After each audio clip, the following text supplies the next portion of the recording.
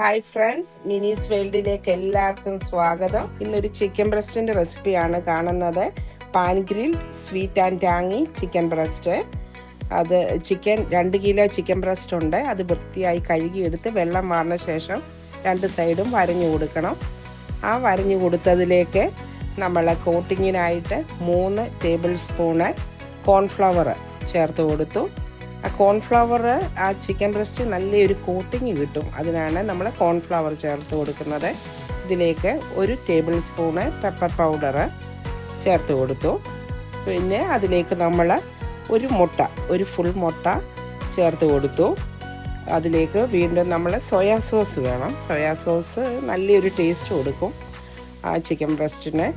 ആ soya sauce ചേർത്ത് കഴിഞ്ഞ് നമ്മൾ 1 ടേബിൾ സ്പൂണ് തന്തൂരി മസാല ചേർത്ത് കൊടുക്കും. ഇതിലേക്ക് മുളക് പൊടിയും മല്ലിപ്പൊടിയും മഞ്ഞൾപ്പൊടിയും ഒന്നും നമ്മൾ ചേർക്കുന്നില്ല. ഇതൊരു വേറെ മാരിനേഷനാണ് കൊടുക്കുന്നത്, സ്പെഷ്യൽ മാരിനേഷൻ. നമ്മൾ തന്തൂരി മസാല ചേർത്തു. അതിലേക്ക് ഗാർലിക് പൗഡർ, നിങ്ങളുടെ അടുത്ത് ഗാർലിക് പൗഡർ ഇല്ലെങ്കിൽ നിങ്ങൾക്ക് അത് വെളുത്തുള്ളി നല്ലവണ്ണം അരച്ച് ചേർക്കാം. ഇഞ്ചി ചേർക്കുന്നില്ല, വെളുത്തുള്ളി മാത്രം മതി. എൻ്റെ അടുത്ത് പൊടി ഉണ്ടായിരുന്നുകൊണ്ടാണ് ഞാൻ പൊടി ചേർത്ത് കൊടുത്തത്. പിന്നെ 1 സ്പൂണ് റോസ്മേരി. നിങ്ങളുടെ അടുത്ത് റോസ്മേരി ഇല്ലെങ്കിൽ അത് വേണ്ട, ആ പാർട്ട് നിങ്ങൾക്ക് വിട്ടുകളയാം. ഉണ്ടെങ്കിൽ റോസ്മേരി ചേർത്ത് കൊടുക്കണം. പിന്നെ നമ്മൾ 1 സ്പൂണ് പിരിപിരി മസാല ചേർത്ത് കൊടുത്തു. നിങ്ങളുടെ അടുത്ത് പിരിപിരി മസാല ഇല്ലെങ്കിൽ മാത്രം നിങ്ങൾക്ക് കാശ്മീരി ചില്ലി പൗഡർ ഉപയോഗിക്കാം. പിന്നെ പിരിപിരി സോസ് എല്ലാ ഷോപ്പിലും അവൈലബിൾ ആണ്. അത് 1 ടേബിൾ സ്പൂണ് ചേർത്ത് കൊടുക്കണം. പിരിപിരി സോസ്. ഇതിലേക്ക് വീണ്ടും നമുക്ക് ഉപ്പ് ചേർത്ത് കൊടുക്കണം. ഉപ്പ് നമ്മൾ ആവശ്യത്തിനാണ് ഇട്ട് കൊടുക്കുന്നത്. സോയാ സോസിനൊക്കെ കുറച്ച് ഉപ്പ് ടേസ്റ്റ് ഉള്ളതുകൊണ്ട് അതനുസരിച്ച് ഇട്ട് കൊടുക്കണം. ഞാനിപ്പോൾ 1 ടേബിൾ സ്പൂണാണ് ചേർത്ത് കൊടുത്തത്. 1 ടീസ്പൂൺ ഉപ്പാണ് ചേർത്ത് കൊടുത്തത്. വീണ്ടും അതിലേക്ക് നമ്മൾ സ്വീറ്റ്നെസ്സിന് വേണ്ടി ഹണിയാണ് ചേർക്കുന്നത്. 2 ടേബിൾ സ്പൂണ് ഹണി ചേർത്ത് കൊടുത്തു. പിന്നെ ഇതെല്ലാം കൂടെ ചേർത്ത ശേഷം നല്ലവണ്ണം കൈവച്ച് ആ ചിക്കൻ ബ്രസ്റ്റിലേക്ക് ഈ കോട്ടിങ് എല്ലാം നല്ലവണ്ണം ഇളക്കി യോജിപ്പിച്ച് ആ ചിക്കൻ ബ്രസ്റ്റ് വരഞ്ഞതിലേക്കൊക്കെ നല്ലവണ്ണം മസാല ഇറങ്ങി നല്ല കോട്ടിങ് ഇട്ട ശേഷം അരമണിക്കൂർ അടച്ചു വെച്ച് ഫ്രിഡ്ജിൽ വെക്കണം. അരമണിക്കൂർ കഴിഞ്ഞ് ഒരു പാനിലേക്ക് എണ്ണ ചേർത്ത് കൊടുക്കണം. അത് മുങ്ങിക്കിടക്കാനുള്ള എണ്ണയല്ല, ഇത് ഷാലോ ഫ്രൈ ആണ് ചെയ്യുന്നത്. അതുകൊണ്ട് കുറച്ച് എണ്ണ ഒഴിച്ചു കൊടുത്താൽ മതി. നിങ്ങൾക്ക് ഇഷ്ടമുള്ള എണ്ണ ഒഴിക്കാം.